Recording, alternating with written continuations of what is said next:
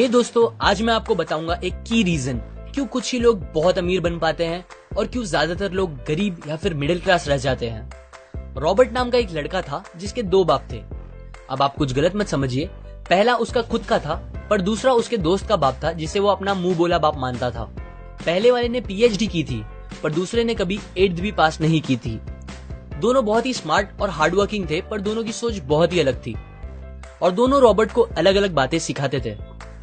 पहला बाप बोलता था कि पैसा सारे फसाद की जड़ है, पर दूसरा बोलता था कि पैसा ना होना सारे फसाद की जड़ है।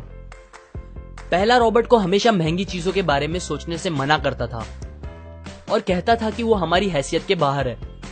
दूसरा उसे कहता था कि वो सोचे और अलग अलग रास्ते ढूंढे जिससे वो सारी महंगी चीजें खरीद सके। ये करने से उसका दिमाग तेज होगा और नए आइडियाज भी मिलेंगे। पहला उसे कहता खूब मेहनत कर, अच्छे से पढ़ लिख ताकि तुझे बड़ी कंपनी में नौकरी लगे और तू बड़ा इंसान बन पाए। दूसरा कहता था तू खूब पढ़ मेहनत कर पर खुद की कंपनी खोल ताकि तू खूब सारी नौकरियां लोगों को दे पाए।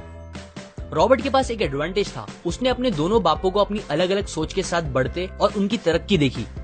उसने अपना दिमाग लगाया और अपने दूसरे बाप की बातें मानी और फॉलो की, जो कि बाद में मायामी फ्लोरिडा का सबसे अमीर इंसान बना और उसकी सिखाई बातों से उसने खुद करोड़ों कमाए, जबकि उसका पहला बाप जिंदगी भर गरीब रह गया। सबसे इंपॉर्टेंट बातों में से एक बात जो रॉबर्ट ने अपने अमीर बाप से सीखी वो थी फाइनेंशियल लिटरेसी, जिसका मतलब है एसेट्स और लायबिलिटीज के बीच का डिफरेंस जानना। अब आप गौर से सुनिए, ये नॉर्मल कॉमर्स में सिखाए गए मीनिंग से थोड़ा अलग है। रॉबर्ट ने काफी इजी शब्दों में उसका मीनिंग बताया है, जो कि कुछ ऐसा है। एसेट्स कोई भी वो चीज होती है जो आपको पैसे बना के दे या फिर आपके जेब में पैसे डाले, और लायबिलिटीज वो चीजें होती है जो आपके जेब से पैसे ले ले या आपके पैसे खत्म करे। अमीर लोग इसीलिए अमीर होते हैं बिकॉज वो अपने एसेट्स बनाते हैं, जबकि मिडिल क्लास लोग बस लायबिलिटीज पे खर्च करते हैं। मिसाल के तौर पर रमेश और सुरेश नाम के दो दोस्त थे। दोनों सेम पोजीशन और सेम सैलरी पे काम करते थे। जब भी उन्हें सैलरी मिलती, रमेश अपनी सैलरी से नए कपड़े, नए गैजेट्स, नया फोन, बाइक या कार ऐसी चीजें खरीदता था जो उसे अमीर जैसा फील कराती थी।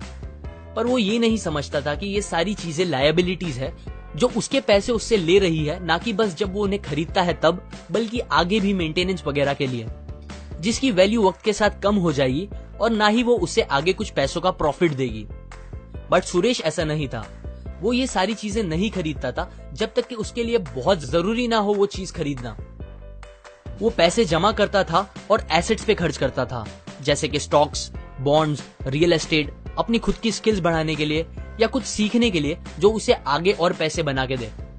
2 साल बाद सुरेश करोड़पति बन गया, जबकि रमेश वैसे का वैसा अपनी कम सैलरी को कोसता रह गया और कहता था कम सैलरी उसके मिडिल क्लास होने का रीजन है।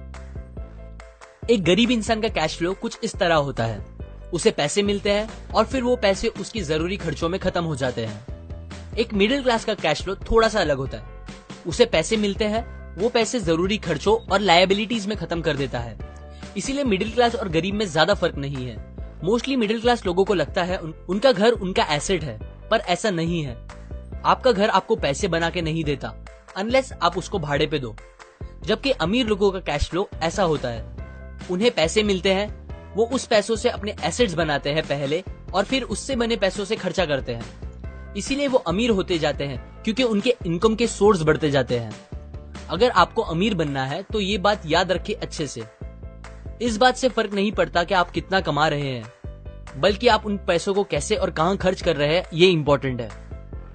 आपको कंज्यूमर की सोच से बाहर आकर इन्वेस्टर की सोच अपनानी पड़ेगी।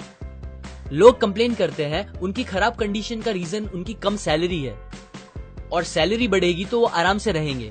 पर प्रॉब्लम ये है कि इनकम बढ़ने के बाद लोगों के खर्चे ज्यादा बढ़ जाते हैं, क्योंकि ज्यादा पैसे ज्यादा अच्छी चीजें खरीदने पे मजबूर करता है, जैसे कि एक बेहतर फोन, कार, घर, जो कि सब फिर से बस लायबिलिटीज है जो आपको कभी अमीर बनने नहीं देगी।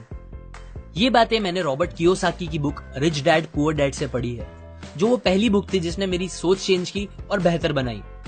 अगर आपको ये बातें अच्छी लगी तो लाइक करें, अपने व्यूज कमेंट करें और फाइनली सब्सक्राइब करें। मैं आपको ऐसी काम की बातें जो मैंने दुनिया के कुछ सबसे समझदार लोगों से सीखी है शेयर करूंगा, जो आपको सक्सेसफुल बनने में मदद करेगी। और आखिर में थैंक्स फॉर वॉचिंग।